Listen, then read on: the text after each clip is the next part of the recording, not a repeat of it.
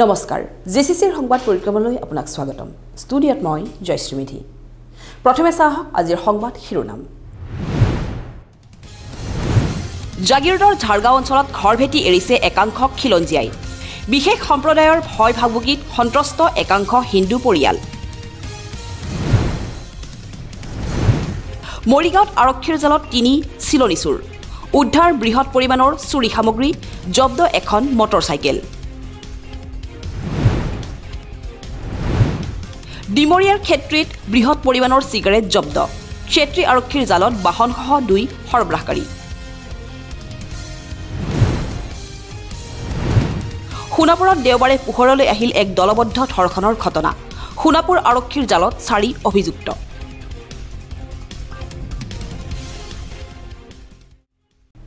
এতিয়া চাওক বাতৰি বিস্তৃত ৰূপত ঝাৰগাঁও গৰুমৰা দলনিত এতিয়া বিনিদ্ৰ ৰজনী কটাইছে একাংশ খিলঞ্জিয়া পৰিয়ালে সন্দেহযুক্ত নাগৰিকৰ শাৰীৰিক মানসিক নিৰ্যাতনৰ বলি হৈ ঘৰ বাৰী এৰি স্থান ত্যাগ কৰিছে কেইবাটাও পৰিয়ালে নিখাৰ ভিতৰতে চৰাঞ্চলৰ পৰা অহা একাংশ লোকে খিলঞ্জিয়াৰ ওপৰত সন্ত্ৰাস চলোৱাৰ অভিযোগ এই সন্দৰ্ভত চাওক আমাৰ এক বিশেষ প্ৰতিবেদন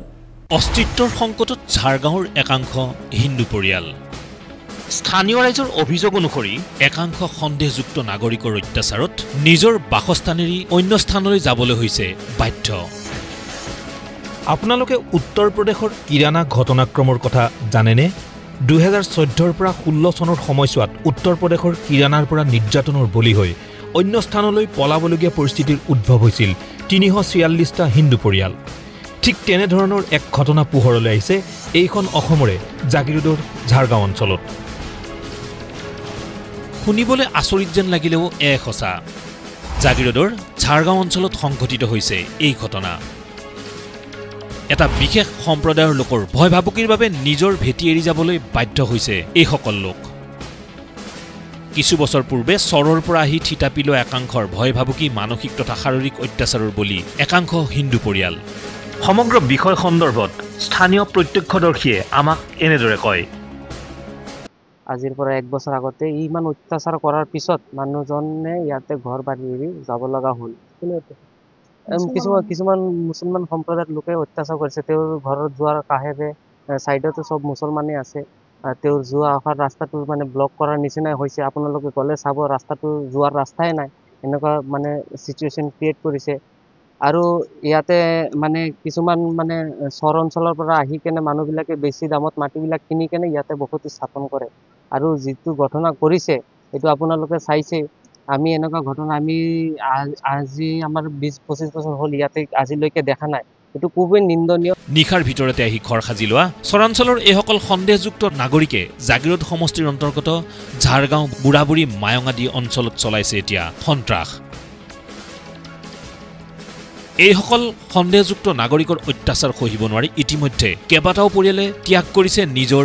মাটি ভেটিৰ মোহ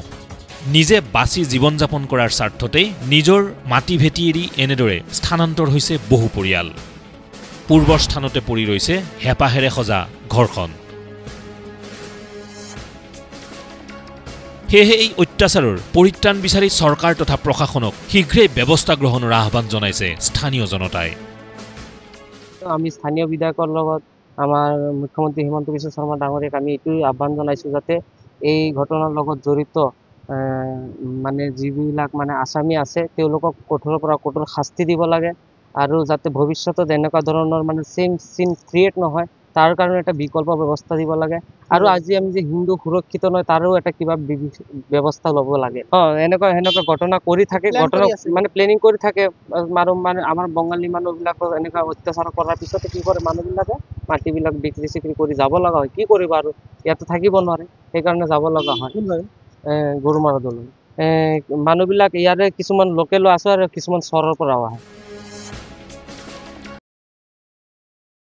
ক্ষেত্ৰত বুধবাৰে মাজনিশা জব্দ হয় বৃহৎ পৰিমাণৰ অবৈধভাৱে সৰবৰাহ কৰা সিগাৰেট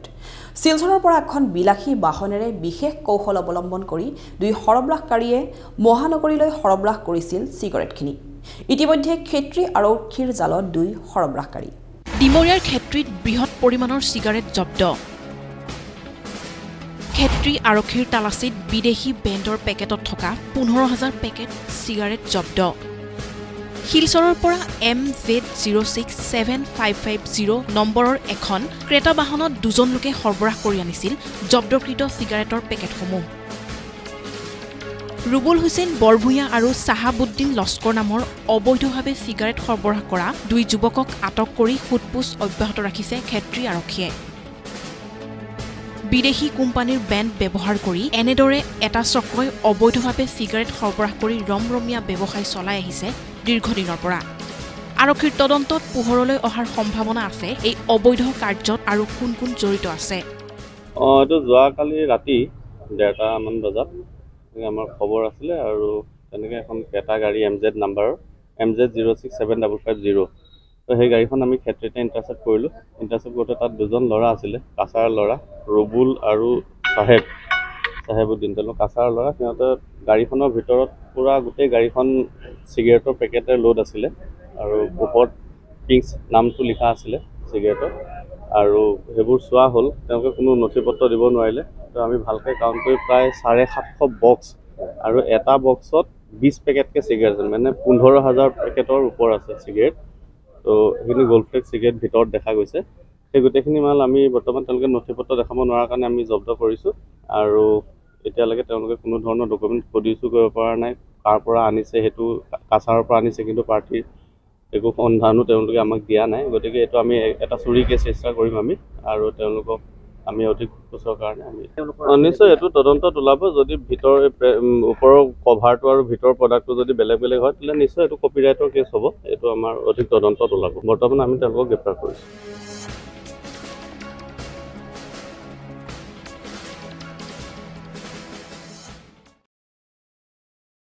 বিগত বুধবাৰে নিশা জাগিৰোডৰ বাগান বস্তিত ৰাজু দত্ত নামৰ এটা দুৰ্বৃত্তই সৃষ্টি কৰে ভয়ংকৰ সন্ত্ৰাসৰ। এগৰাকী স্থানীয় লোকৰ ঘৰৰ বেৰত অগ্নি সংযোগ কৰাত কথমপি ৰক্ষা পৰে পৰিয়ালটো।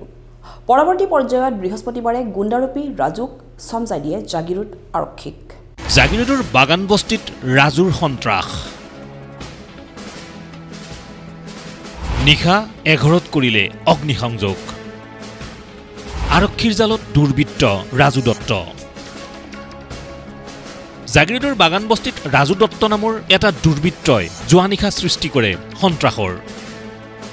ঋষভ দাস নামৰ এজন লোকৰ ঘৰৰ বেৰত অগ্নিসংযোগ কৰি আতংকিত কৰি তোলে পৰিয়ালটোক।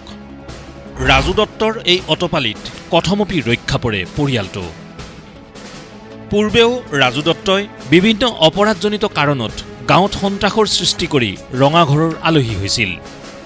কিন্তু কাৰাগাৰৰ পৰা ওলাই আহিয়ে ৰাজু দত্তই পুনৰ উন্মত্ত হৈ এনেদৰে গাঁওবাসীক অনাহকত হাৰাশাস্তি কৰাৰ অভিযোগ। কালি এই ৰাজু দত্ত নামৰ ল'ৰাটোৱে মানে মদ পানী খাই লৈ আহি বহুত হুলস্থুল কৰিলে। আমাৰ ওচৰৰ ঘৰৰ দৰ্জা খিৰিকী হেৰি কৰিছে, গুৰি মাৰিছে। তাৰপিছত আমাৰ এই দোকানী ল'ৰাটোৰ সিহঁতৰ ঘৰতো তাৰ দেউতাক গালাপালি ঘৰতে। তাৰপিছত সিহঁতে অলপ বুজাই দিছে বোলে ইয়াত হেৰি কৰিব নালাগে। তাৰপিছত সি পিছফালে যায়, এই আমাৰ নতুনকৈ অহা মানুহকে ঘৰৰ তাত মানে মাটি কিনিছে সিহঁতৰ ল'ৰাটোৰ ঘৰত কিবা তৰ্ক আছিলে আগৰ পৰা। সিহঁতৰ বেৰাত না কিহত পেট্ৰল ঢালি জুই জ্বলাই দিছে। তেতিয়া আমাৰ গাঁৱৰ ল'ৰাখিনি তেখেতক ধৰি আনি এতিয়া আমাৰ পুলিচৰ তাত গতাম বুলি কৈছে। আগে পিছে এনেকুৱা কৰিছে আৰু বহুতবাৰ কৰিছে।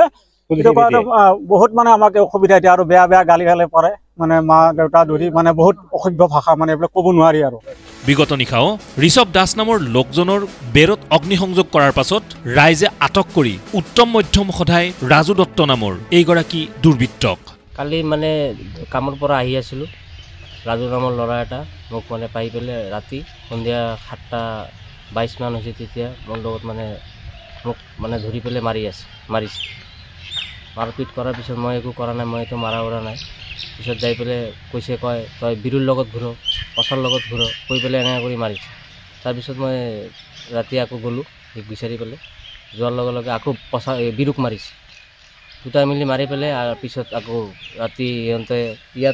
ইয়াতে আমাৰ ঘৰৰ পিছফালে আড্ডা মাৰে। গাঁৱৰ মানুহ আহি পেলাই এইটো ঘৰটো ঘৰ বনাইছে বেলেগৰ মাটিত, চৰকাৰী মাটিত ঘৰটো জ্বলাই দিছে। তাৰপিছত সিহঁতে আহি পেলাই ৰাতি আকৌ ৰাতি 2টা বজাত পিছত মোৰ ঘৰটো সিহঁতে জ্বলাই দিছে। এতিয়া আমি গাঁৱৰ চব মানুহ যাই পেলাই ধৰি পেলাই আনি পেলাই বান্ধি পেলাই থানাত পঠালে। ঘৰত টিভি ভাঙিছে আৰু প্ৰায় সি বস্তি সিহঁতে হেৰি কৰি থাকে, পূৰা মাৰপিট কৰি থাকে। কয় ৰাজু ৰাজু মই কুণ্ডা মোক ক'লে কোনে হেৰি কৰিব এনেকৈ হেৰি কৰি হয়। পৰৱৰ্তী পৰ্যায়ত ঘটনাস্থলীত জাগিৰোড আৰক্ষী উপস্থিত হৈ পৰিস্থিতি নিয়ন্ত্ৰণ কৰে আৰু ৰাইজে আৰক্ষীক চমজাই দিয়ে ৰাজু দত্ত নামৰ দুৰ্বৃত্তটোক। ইতিমধ্যে সমগ্ৰ ঘটনা সন্দৰ্ভত জাগিৰোড আৰক্ষীয়ে অব্যাহত ৰাখিছে তদন্ত। উল্লেখ্য যে পূৰ্বেও কেইবাবাৰো অপৰাধজনিত ঘটনা সংঘটিত কৰি ৰঙাঘৰৰ আলহী হোৱা ৰাজু দত্তক যথোপযুক্ত শাস্তি বিহাৰ বাবে দাবী জনাইছে স্থানীয় জনতাই। ৰাজু নামৰ ল'ৰা এটা গাঁৱত পুৰা হুলস্থুল কৰি থাকে, সদায় মানে দুদিন পিছে পিছে গাঁৱৰ মানুহক মাৰে। কালি গাঁৱৰে ঘৰত মানে পিছফালে পেট্ৰল চেট্ৰল দি কেনে জুই জ্বলাই দিছে। আজি আমি গাঁৱৰ ৰাইজে তাক আমাৰ থানাত গোটাই দিছো তাক। এতিয়া আমি উচিত তদন্ত এটা বিচাৰি আছো থানাৰ পৰা, আৰু আমাৰ ৰাইজে আমাৰ সমৰ্থন দিব এইটোত মই আশা কৰিছো। ই ৱাৰ্ণিঙো দি গৈছে আমাৰ গাঁৱত যে থানাৰ পৰা যদি ওলাই আহো তাৰ পাছত গাঁৱৰ কিন্তু এটা চাই ল'ম। এতিয়া তাৰ অচি ছাৰে যদি তাক এৰি দিয়ে তেতিয়াহ'লে আমি আমাৰ গাঁৱৰ ৰাইজ মানে অলপ অসুবিধাত থাকিম বুলি আশা কৰিছো।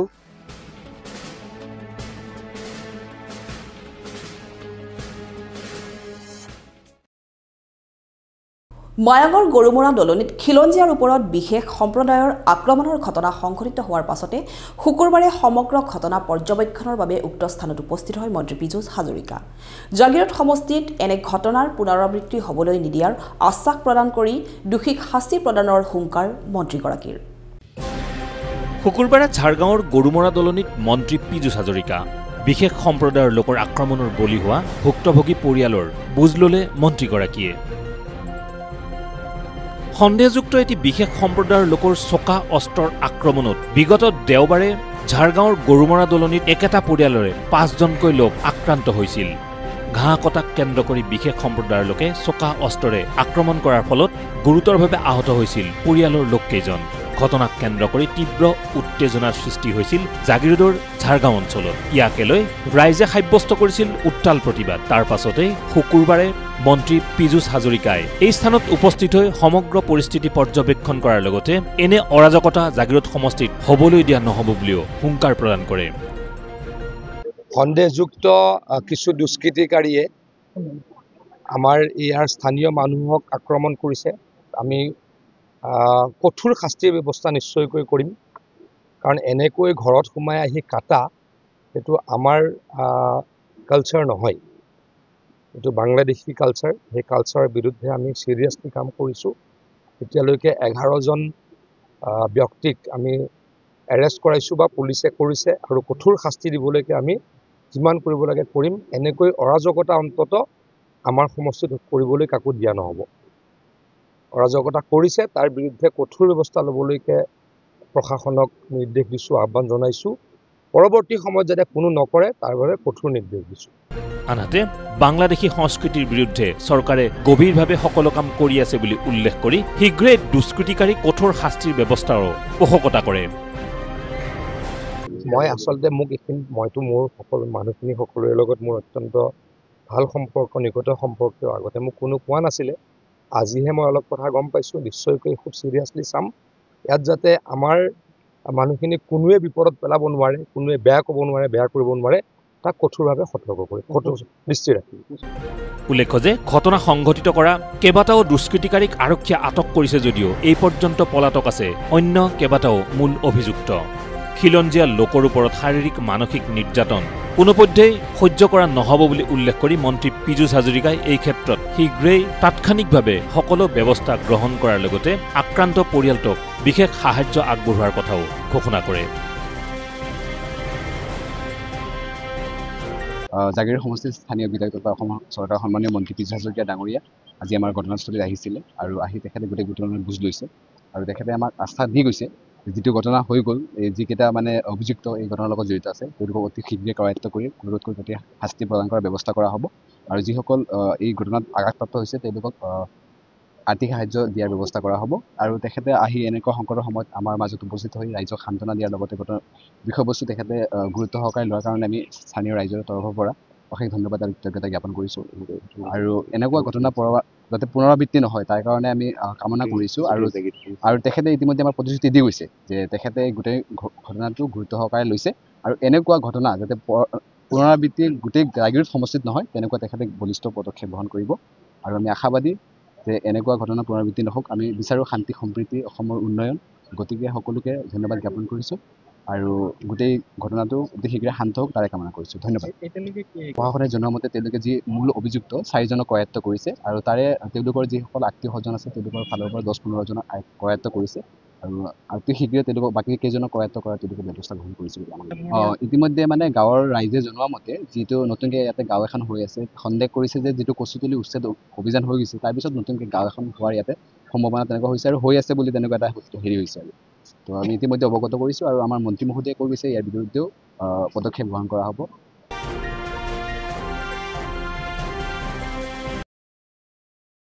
সোণাপুৰত সংঘটিত হয় এক দলবদ্ধ ধৰ্ষণৰ ঘটনা 4 নৰবিশ্বাসে মিলি এগৰাকী কিশোৰীক দীৰ্ঘদিনৰে পৰা যৌন নিৰ্যাতন চলাই অৱশেষত পৰে আৰক্ষীৰ জালত কিশোৰীগৰাকীৰ পৰিয়ালে দিয়া অভিযোগৰ ভিত্তিত শনিবাৰে নিশা আৰক্ষীয়ে গ্ৰেপ্তাৰ কৰে 4 পাখণ্ডক সোণাপুৰত দলবদ্ধ ধৰ্ষণৰ ঘটনা 4 পাখণ্ডৰ কামনাৰ বলি হ'ল এগৰাকী 14 বছৰ অনুৰ্ধৰ কিশোৰী দেওবাৰে পোহৰলৈ আহে সমগ্ৰ ঘটনা দীৰ্ঘদিনৰে পৰা কিশোৰীগৰাকীক ভয় ভাবুকিৰে বলাৎকাৰ কৰি আহিছিল এই পাখণ্ডকেইটাই কিশোৰীগৰাকীৰ পৰিয়ালৰ লোকৰ এজাহাৰৰ ভিত্তিত ইতিমধ্যে সোণাপুৰ আৰক্ষীৰ জালত 4 দুৰ্বৃত্ত ধৃত পাখণ্ড বিকাশ কৰ্মকাৰ বিষ্ণুকাৰীয়া ৰবি কৰ্মকাৰ আৰু ৰঞ্জন কৰ্মকাৰ আনহাতে ঘটনাৰ সৈতে আন কেইবাটাও দুৰ্বৃত্ত জড়িত থকাৰ সন্দেহ আৰক্ষীৰ কালি মানে তেখেতে ক'লে যে ছোৱালীজনী অসুস্থ হৈছিলে অসুস্থ হোৱাত মেডিকেলত লৈ গ'লোঁ মেডিকেলত লৈ যাওঁতে ক'লে মানে সিহঁতে ক'লে যে ছোৱালীজনী গৰ্ভৱতী তো ইহঁতে ক'লে ঘৰত কেনেকুৱা ঘটনা হ'ব তাৰপিছত ছোৱালীজনীক সুধিলে সোধপোছ কৰিলে যে এনেকুৱা কি হৈছে ছোৱালীজনীয়ে খুলি ক'লে যে 5জন ল'ৰাই মিলি মানে শাৰীৰিক নিৰ্যাতনা চলাইছিলে তাতে কালি আহি কেনে থানাত এজাহাৰ এখন লিখিলোঁ তাৰে 4জনক ধৰিলে আৰু এজন পলাতক ঘটনাটো মই এনেকৈ গম নাপাওঁ আৰক্ষী তাত আহিলোঁ যাতে আমিও ন্যায় পাওঁ উচিত ন্যায় উল্লেখ্য যে কিশোৰীগৰাকীক ভয় ভাবুকিৰে দীৰ্ঘদিনৰে পৰা দুৰ্বৃত্তৰ দলটোৱে ধৰ্ষণ কৰি আহিছিল যদিও লাজ ভয়ত কিশোৰীগৰাকীয়ে পৰিয়ালৰ লোকক অৱগত কৰা নাছিল এই ঘটনা কিন্তু শেহতীয়াকৈ পৰিয়ালৰ লোকে কিশোৰীগৰাকীৰ শৰীৰত অস্বাভাৱিক অৱস্থাৰ কথা প্ৰত্যক্ষ কৰি সোধা পোছা কৰাতহে পোহৰলৈ আহে সমগ্ৰ ঘটনা সমাজ সচেতক হিচাপে আমাৰ সকলোৰে এটা কৰ্তব্য অতি লজ্জিত ঘটনা অতি লজ্জিতৰ কথা যে সমগ্ৰ ডিগা আৰু সোণাপুৰ তথা ডিমৰীয়া অঞ্চলৰ মানে লজ্জিত কৰা এটা ঘটনা কিছুদিন পূৰ্বে এনেকুৱা এটা ঘটনা হৈছে যাৰ কাৰণে যোৱাকালি ৰাতি মানে ঘটনাটো পোহৰলৈ অহাত যোৱাকালি ৰাতি 4জন পাখণ্ড মানৱৰূপী পাখণ্ড দানৱক সোণাপুৰ আৰক্ষীয়ে মানে এৰেষ্ট কৰিছে ধন্যবাদ জনাইছোঁ সোণাপুৰ আৰক্ষীক গতিকে কেনেকৈ গম পোৱা মানে ঘটনাটো হৈছে 10-15 দিনৰ আগত যেতিয়া ছোৱালীজনী মানে হেৰি হোৱা নাই মাহেকীয়া নোহোৱাত তেনে ঘৰৰ মানুহে মানে সন্দেহ সোধা পোছা কৰিলে সোধা পোছা কৰাত তেখেতে তেতিয়া ব্যক্ত কৰিলে হয় তেনেকুৱা ধৰণৰ ঘটনা আৰু যিকেইজন ল'ৰা আপোনালোকে দেখা পাইছে অতি কম বয়সীয়া ল'ৰা 20-22 বছৰৰ ল'ৰা যিটো সময়ত তেওঁলোকে স্কুল কলেজত থাকিব লাগে বা ব্যৱসায় কৰিব লাগে সেইটো বিষয়ত তেওঁলোকে এই নিকৃষ্ট কাণ্ডবোৰ কৰিছে স্থানীয় নাগৰিক হিচাপে আমি প্ৰশাসনক এইটোৱে আহ্বান জনাম কঠোৰতকৈ কঠোৰ শাস্তি দিয়ক তালি পাৰি শাস্তি দিয়ক চিধা কথা ইয়াত ন' কম্প্ৰমাইজ বেয়া কাম সকলোৱে কৰে কিন্তু এনেকুৱা ধৰণৰ বেয়া কাম যে কৰে এনেকুৱা ধৰণৰ বেয়া কামত কোনো মানে মাৰ্চি নাই ফাষ্ট ট্ৰেক আদালতত বিচাৰ হ'ব লাগিব যিহেতু ছোৱালীজনী কিশোৰী অতি সোনকালে মুখ্যমন্ত্ৰী মহোদয় আৰু আৰক্ষী প্ৰশাসনক দাবী জনাইছোঁ এই অসভ্য এই কুকুৰ এই ধুৰন্ধৰ এনেকুৱা পাখণ্ডক কঠোৰৰ পৰা কঠোৰ তালিবানী শাস্তি প্ৰদান কৰক ইতিমধ্যে সোণাপুৰ আৰক্ষীয়ে 4 পাখণ্ডক আটক কৰি আৰম্ভ কৰিছে তদন্ত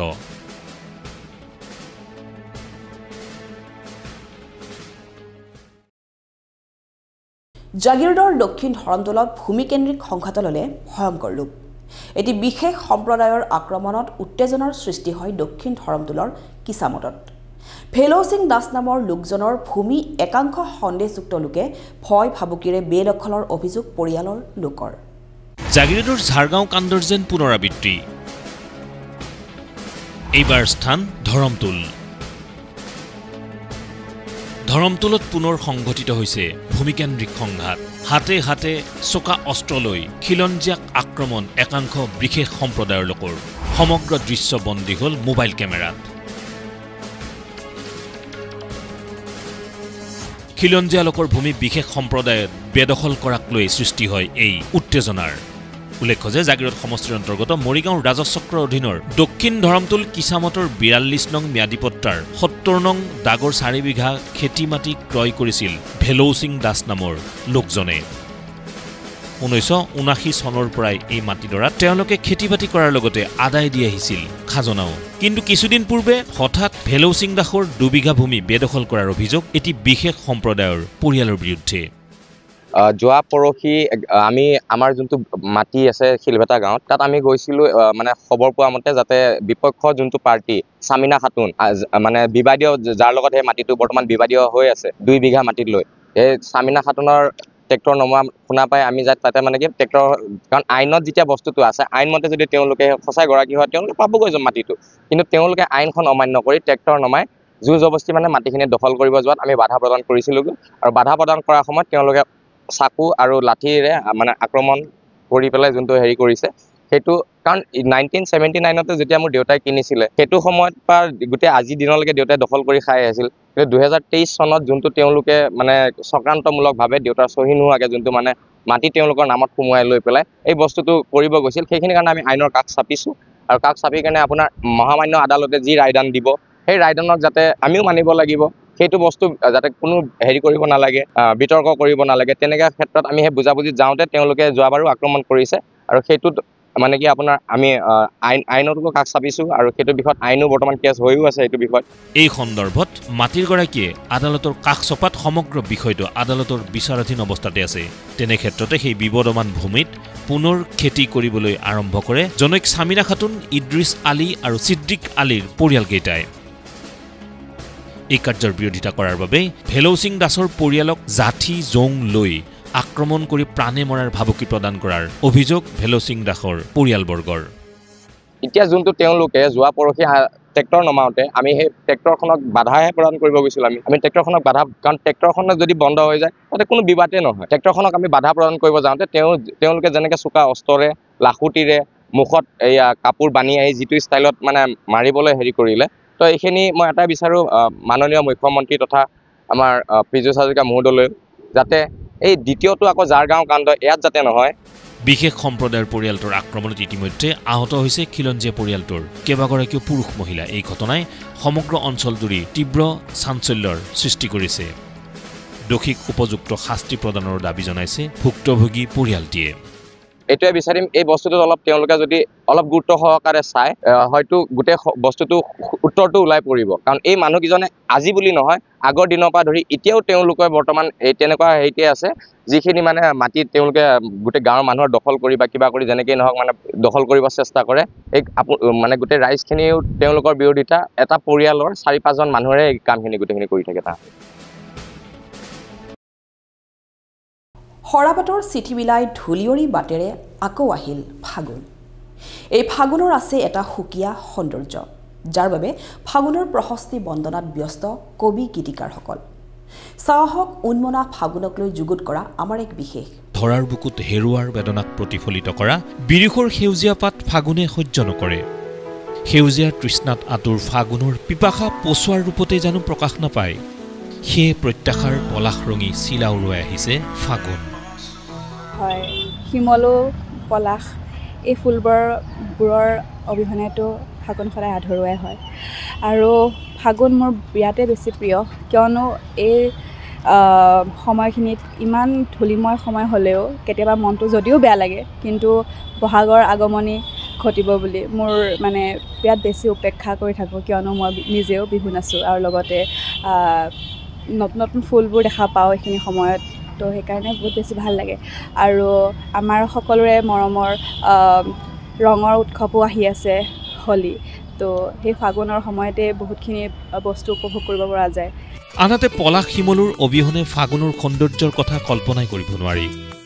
সুনীল আকাশত উৰি থাকক প্ৰেমৰ সূতাৰে উৰুৱা ৰঙানীলা ফাগুনী চিলা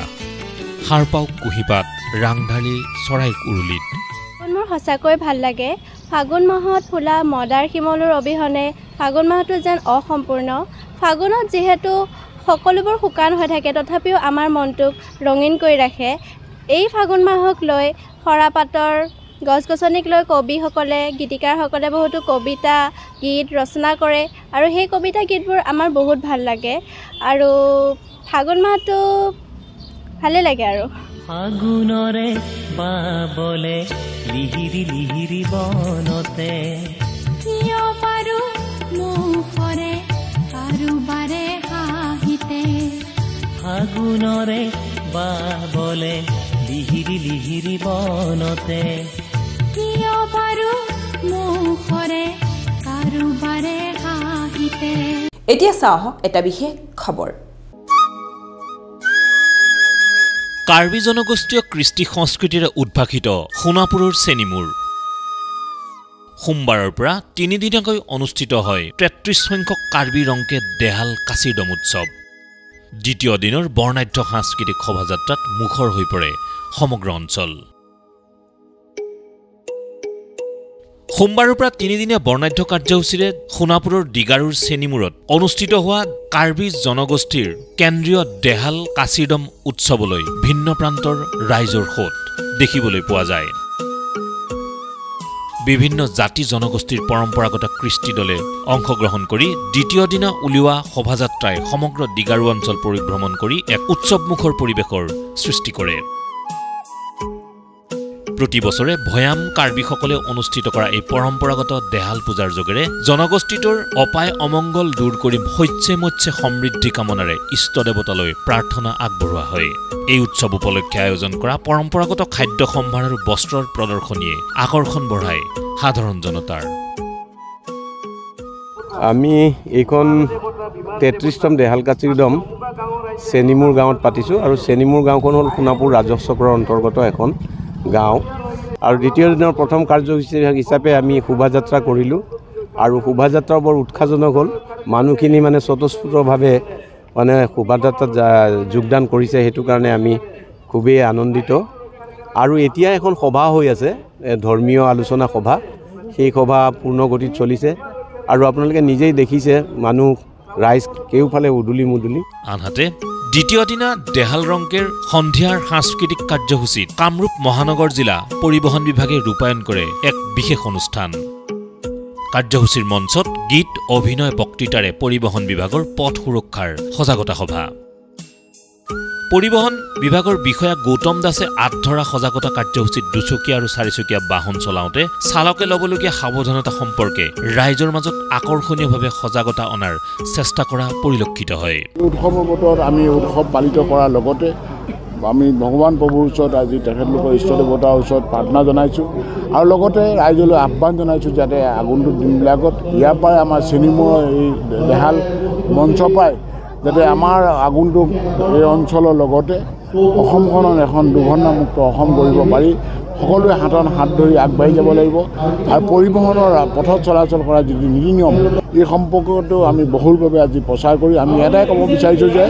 দেহা থাকিলে বেহা আপুনি যদি সুৰক্ষিত নাথাকে তেতিয়াহ'লে এনেকুৱা ধৰণৰ উৎসৱ কেনেকৈ পালিত কৰিব এনেদৰে বিভিন্ন পৰম্পৰাগত নৃত্য গীত আৰু কাৰ্বি জনগোষ্ঠীৰ পূজা অৰ্চনাৰ অন্তত বুধবাৰে সামৰণি পেলোৱা হয় কেন্দ্ৰীয় কাৰ্বি দেহাল ৰংকেৰ কাচিৰদম উৎসৱৰ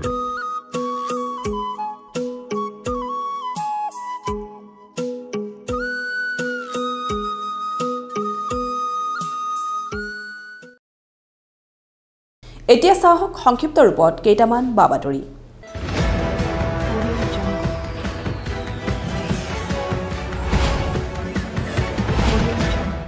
মৰিগাঁও আৰক্ষীৰ জালত 3টা চিলনী চোৰ সোণৰ চেইন খাৰু আঙঠি শৰাই গোসাঁই ঘৰত ব্যৱহৃত কাঁহ পিতলৰ সামগ্ৰী কাঁহী বাতিৰ লগতে এখন মটৰ চাইকেল উদ্ধাৰ এই 3 চিলনী চোৰৰ পৰা বিগত সন্ধিয়া মৰিগাঁও চহৰত এগৰাকী মহিলা আৰক্ষী আৰু সান্য ভ্ৰমণ কৰা দুগৰাকী মহিলাৰ পৰা পৃথক পৃথক দুটা স্থানৰ পৰা মটৰ চাইকেলেৰে আহি থপিয়াই নিছিল মোবাইল ফোন 6টামান বাজিত ছোৱালীক মানে টিউচনলৈ লৈ গৈছিলোঁ তাৰপিছত এই গাৰ্লছৰ সেইখিনি মানতে হয়তো তেওঁলোকে ফ'ল' কৰিছে নেকি মই মানে বাইকখনৰ মাতটো শুনিছোঁ পিছফালৰ পৰা স্পীডত যে বাইক এখন গৈ আছে তাৰপিছত মই গাৰ্লছৰ পৰা পাৰ হৈছোঁ আৰু সেইখিনি মানে ছোৱালীজনী মানে পিছত বহি গৈছিলে তাই লৈ গৈছিলে হাতত মোবাইলটো তাৰপিছত তাই হাতৰ পৰা মোবাইলটো কাঢ়ি লৈ গ'লে তাৰপিছত মই তাই চিঞৰি চাম মই তাইৰ ফালেহে চালোঁ মানে তেওঁলোকৰ ফালে ইমান চাবলৈ কি লৈ আহিছিলে তেওঁলোকে পালচাৰ এখন লৈ আহিছে পালচাৰ লৈ আহিছিলে আৰু আপুনি মই স্কুটি লৈ গৈ আছিলোঁ। আপোনালোকৰ পিছে পিছে আহি আছিলে? মোৰ পিছে পিছে হয়তো আহি আছিলে, মই মাতটো শুনিছোঁ গাড়ী এখন যে আহি আছে, মই ছাইডো দিছোঁ, কিন্তু তেওঁলোকে যে মোক ফ'ল' কৰিছে মই সেইটো ইমান কেই বজাত এইটো 6:30 মানে আন্ধাৰ হৈছে আৰু আন্ধাৰ হৈছে।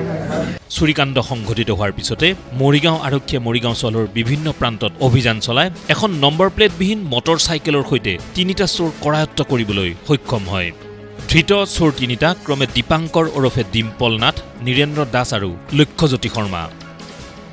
উল্লেখ্য যে কেইদিনমান পূৰ্বে হোজাই কাৰাগাৰৰ পৰা ওলাই আহিছিল এই চোৰকেইটা। কাৰাগাৰৰ পৰা ওলাই আহিয়ে পুনৰ চুৰি কাৰ্য আৰম্ভ কৰা এই চোৰ 3টা অৱশেষত দেওবাৰে পৰে আৰক্ষীৰ জালত। তেওঁলোকে মোৰ মা তেখেতৰ খুৰী একেলগে ইভিনিং ৱাকত যায়। চেণ্ট্ৰেচাৰ যিটো ৰাস্তা আছে সেই ৰাস্তাটোতে প্ৰায় তেওঁলোকে ইভিনিং ৱাক কৰে। আজিও তেনেকৈয়ে গৈছিলে। তেওঁৰ মাকে মানে আপোনাৰ বেগ তাতে অলপ পইচা আৰু মোবাইলটো ইভিনিং ৱাকত যাওঁতে লৈ যায় তেনেকুৱাকৈ। আৰু আজিও তেনেকৈ যাওঁতে এনেকৈ বাইকত অহা সেই তেওঁলোকে মানে থপিয়াই লৈ যায়। বাইকখনত তেওঁলোকে দেখা মতে 2জন বুলি ক'লে, কিন্তু ধৰক আপোনাৰ ঘপককৈ হ'ল যে তেওঁলোকে আৰু সেইখিনি জেগাত মানে আন্ধাৰো অলপ হৈ আছিলে, গতিকে একজেক্টলি গম নাপালে। এইটো যিকেইজনক ধৰিছে হয় এইকেইজনে আছিল কিন্তু এতিয়া মই একজেক্টলি ক'ব পৰা নাই, কিন্তু মোবাইলটো পাইছে যিহেতু তেওঁলোকৰ তাতে মোবাইলটো পাইছে, গতিকে বেগত যিটো মোবাইল আছিলে সেইটো তেওঁলোকৰ তাতে উদ্ধাৰ হৈছে, গতিকে তেওঁলোকে বুলি ভবা হৈছে আৰু বৰ্তমান।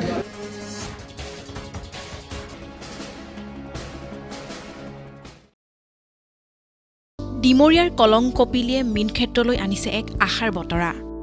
ত্ৰিপুৰা মীন মহাবিদ্যালয়ৰ স্নাতক 4ৰ্থ ষান্মাসিকৰ 45গৰাকী ছাত্ৰ ছাত্ৰীৰ অংশগ্ৰহণেৰে প্ৰথমবাৰৰ বাবে কলং কপিলীৰ চৌহদত সম্পন্ন হ'ল আৱাসিক প্ৰশিক্ষণ। আমি এবাৰ এইটো ইনপ্লেণ্ট ট্ৰেইনিং বুলি কয়, যোনটো আমাৰ ফিচাৰী বেকগ্ৰাউণ্ডৰ ষ্টুডেণ্ট হয় তেহেঁতৰ 4th ইয়াৰত বিশেষকৈ ইনপ্লেণ্ট ট্ৰেইনিংটো দিয়া হয়। প্ৰথমবাৰ আমাৰ NGO ছেক্টৰত এনেকৈ আহিছে, আমাৰ কলং কপিলীত আহিছে। আমি 4দিনীয়া প্ৰশিক্ষণ কাৰ্যসূচীৰে ছাষ্টেইনেবল একুৱাকালচাৰ যোনটো বহনক্ষম মীন পালনৰ ওপৰত আমি তেওঁলোকক 4দিনীয়া কাৰ্যসূচীৰে এটা প্ৰশিক্ষণ দিবলৈ চেষ্টা কৰিছোঁ।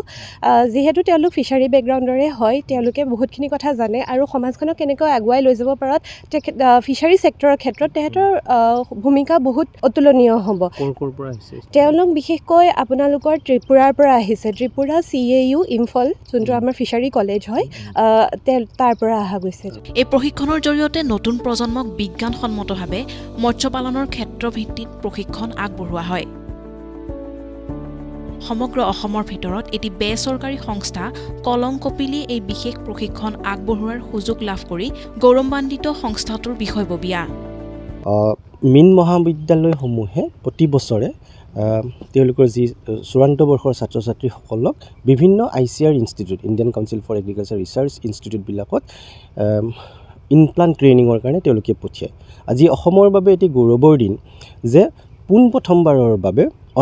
অনাচৰকাৰী সংস্থাই এই ইনপ্লাণ্ট ট্ৰেইনিং, ৰেচিডেঞ্চিয়েল ইনপ্লাণ্ট ট্ৰেইনিং আয়োজন কৰিছে।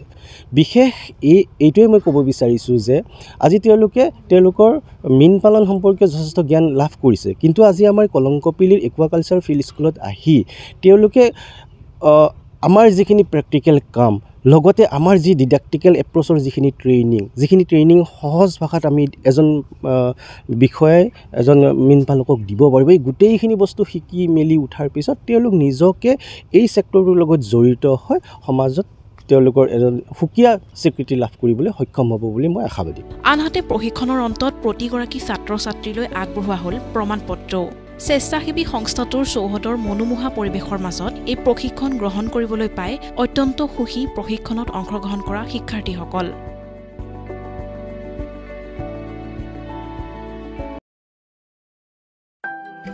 জাগিৰোডৰ শ্ৰী চৈতন্য সংকীৰ্তন সংঘৰ উদ্যোগত বিগত 11 ফেব্ৰুৱাৰীৰ পৰা 3দিনীয়াকৈ আয়োজন কৰা হয় বিভিন্ন বৈদিক সাংস্কৃতিক অনুষ্ঠানৰ লগতে বিশাল নগৰ সংকীৰ্তনৰ।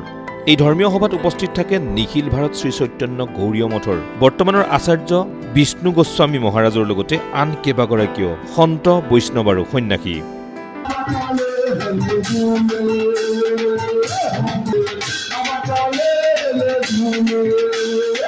ভাগৱত কথাৰ লগত সংগতি ৰাখি অনুষ্ঠিত কৰা এই বৈদিক সংকীৰ্তন মহোৎসৱত বৈদিক বক্তৃতা, বৈদিক চিত্ৰাংকন, বৈদিক কুইজ, বৈদিক একক নৃত্য প্ৰতিযোগিতাও অনুষ্ঠিত হয়। 3 দিনৰ এই আধ্যাত্মিক কাৰ্যসূচীত ভিন্ন প্ৰান্তৰ ভক্তপ্ৰাণ ৰাইজৰ উপস্থিতি পৰিলক্ষিত হয়।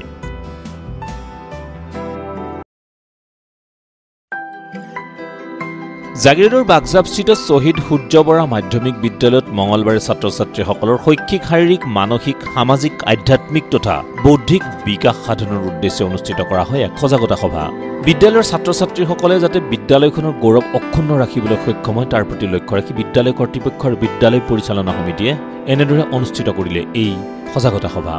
বিদ্যালয় পৰিচালনা আৰু উন্নয়ন সমিতিৰ সভাপতি শান্তনু হাজৰিকাই পৌৰোহিত্য কৰা সভাখনত বিদ্যালয়ৰ প্ৰধান শিক্ষয়িত্ৰীৰ লগতে কেইবাগৰাকীও বিশিষ্ট ব্যক্তি উপস্থিত থাকি শিক্ষাৰ্থীসকলক একোজন সুনাগৰিক হোৱাৰ বাবে প্ৰেৰণামূলক বক্তব্য আগবঢ়ায়।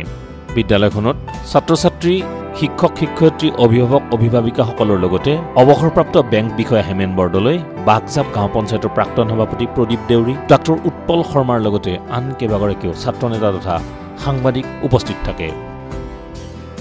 মৰিগাঁও জিলাৰ এখন অগ্ৰণী শিক্ষা প্ৰতিষ্ঠান শ্বহীদ সূৰ্য বৰা মাধ্যমিক বিদ্যালয়ৰ পৰিচালনা আৰু উন্নয়ন সমিতিৰ উদ্যোগত শিক্ষক গোটৰ সহায় সহযোগিতাত তথা ছাত্ৰ একতা সভাৰ সহায় সহযোগিতাত আজি এখন শৈক্ষিক সভা আহ্বান কৰা হৈছিলে। এই শৈক্ষিক সভাখন দিনজোৰা কাৰ্যসূচীৰে বিভিন্ন আমন্ত্ৰিত নিৰ্দিষ্ট বক্তাসকলৰ বক্তাৰ পৰশেৰে আজি উজ্জীৱিত হৈ পৰে আৰু আজি সভাৰ মাধ্যমেৰে এটা কথাই প্ৰতিবন্ন হ'ল ছাত্ৰ ছাত্ৰীৰ ভৱিষ্যত গঢ়াৰ ক্ষেত্ৰত নৈতিক শিক্ষা দিয়াৰ ওপৰত গুৰুত্ব আৰোপ কৰা হয়। ছাত্ৰ অভিভাৱক আৰু শিক্ষকৰ যি সমন্বয়ৰ কথা কোৱা হৈছে সেই গোটেই অনুষ্ঠানটোত আজি নিৰ্দিষ্ট বক্তাসকলে তাৰ ওপৰত অধিক গুৰুত্ব আৰোপ কৰে।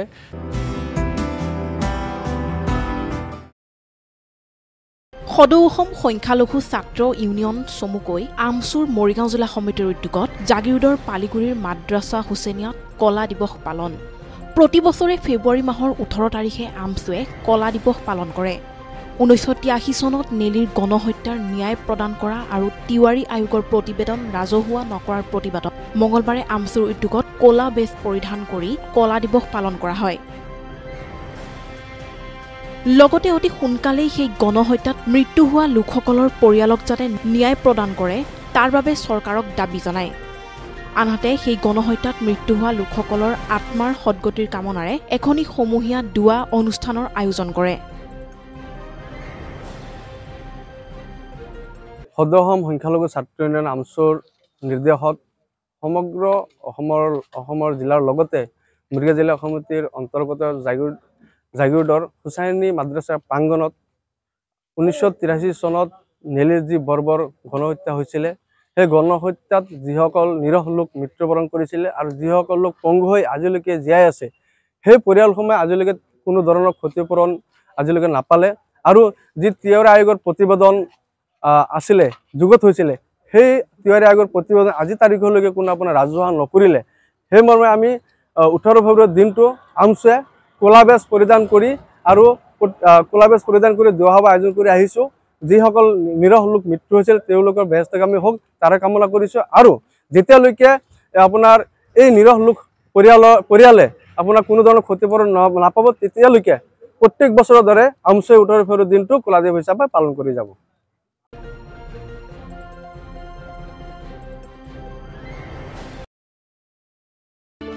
টাই আহোম যুৱ পৰিষদৰ বিৰুদ্ধে জাগিৰোডত এজাহাৰ দাখিল শ্ৰীমন্ত শংকৰদেৱ সংঘৰ জাগিৰোড আঞ্চলিক শাখাৰ টাইপাৰ বিষয়ববীয়াসকলৰ বিৰুদ্ধে এই গোচৰ শ্ৰীমন্ত শংকৰদেৱ সংঘৰ জাগিৰোড আঞ্চলিক শাখাৰ শ্ৰীমন্ত শংকৰদেৱ সংঘৰ প্ৰতীক চিহ্নৰ সংবিধানৰ প্ৰতিলিপি দাহ কৰা কাৰ্যক তীব্ৰ বিৰোধিতা কৰি সংঘৰ বিষয়ববীয়াসকলে এনেদৰে এজাহাৰ দাখিল কৰিলে টাইপাৰ বিৰুদ্ধে।